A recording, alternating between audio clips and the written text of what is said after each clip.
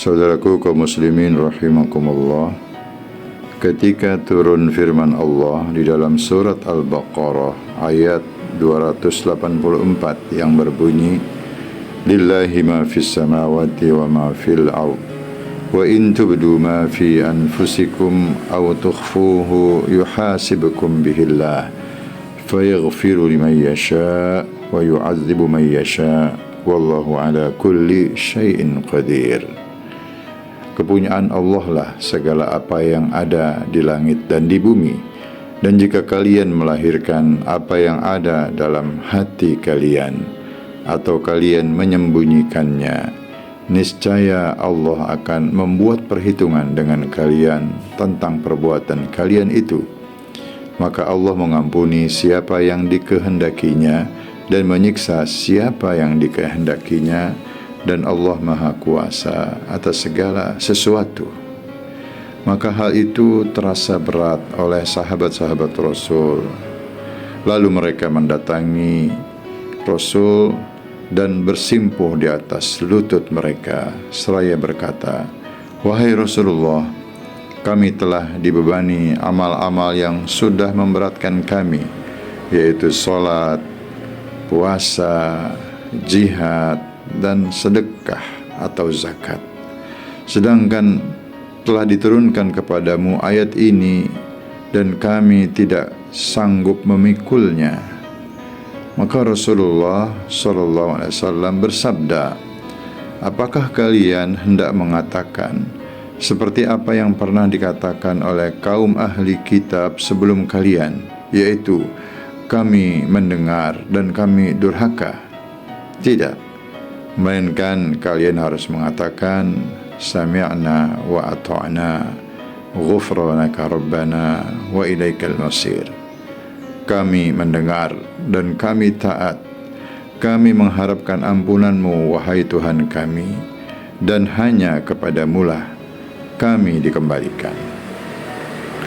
Setelah kaum muslimin merasa tenang dengan ayat ini dan tidak mengajukan protes lagi, maka Allah menurunkan ayat berikut yang berbunyi, "Amanar rasulu bima unzila ilaihi min rabbih wal mu'minun kullun amana billahi wa malaikatihi wa kutubihi wa rusulih la nufarriqu baina ahadin min rusulih wa qalu sami'na wa ata'na ghufranaka rabbana wa ilaikal masir."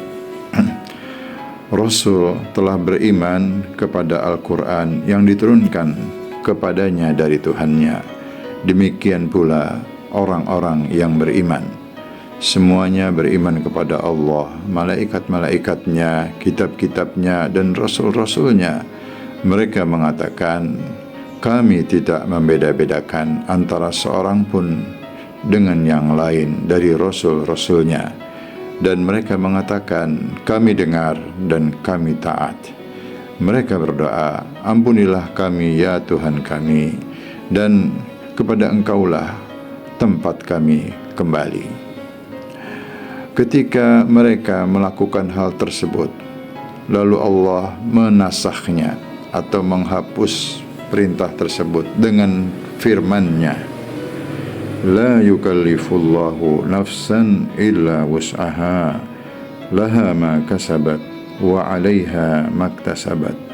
Rabbana la tu'akhizna in nasina aw akhtana.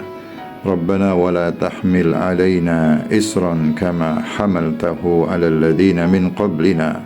Rabbana wa la tuhammilna ma la taqata lana bih. Wa'fu 'anna waghfir lana warhamna. Anta maulana fansurna 'alal qaumil kafirin. Allah tidak membebani seseorang melainkan sesuai dengan kesanggupannya. Ia mendapat pahala dari kebaikan yang diusahakannya, dan ia mendapat siksa dari kejahatan yang dikerjakannya.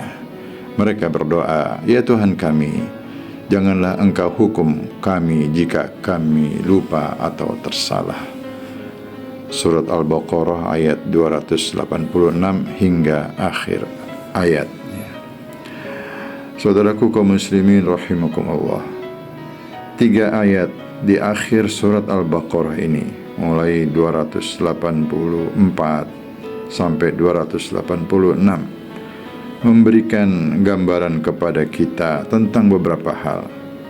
Yang pertama, kekuatan iman para sahabat.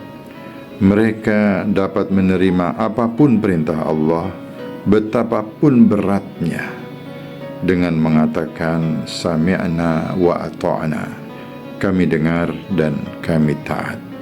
Ini adalah teladan bagi kita ketika kita mendapatkan perintah Allah yang baru kita fahami, kita terima dengan kalimat sami'na wa ata'na, kami dengar dan kami taat. Yang kedua, menggambarkan betapa lemah lembutnya Allah kepada orang-orang yang beriman dengan firman-Nya, la yukallifullahu nafsan illa wus'aha.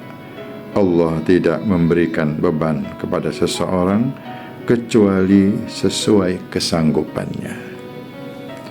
Yang ketiga, menunjukkan betapa besar kemurahan Allah dalam membalas perbuatan hamba-Nya. Dalam hal ini ada banyak hadis Nabi Sallallahu Alaihi Wasallam yang menyatakan, seperti yang diriwayatkan lewat jalur Imam Muslim, bahwa Rasulullah bersabda, Allah berfirman, apabila hambaku berniat untuk melakukan suatu perbuatan yang buruk, maka janganlah kalian, wahai para malaikat, mencatatkan hal itu terhadapnya. Dan jika dia mengerjakannya, maka catatkanlah hal itu sebagai satu keburukan.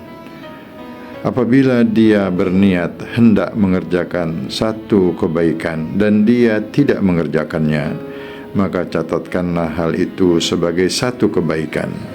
Dan jika dia mengerjakannya, maka catatkanlah hal itu pahala 10 kebaikan.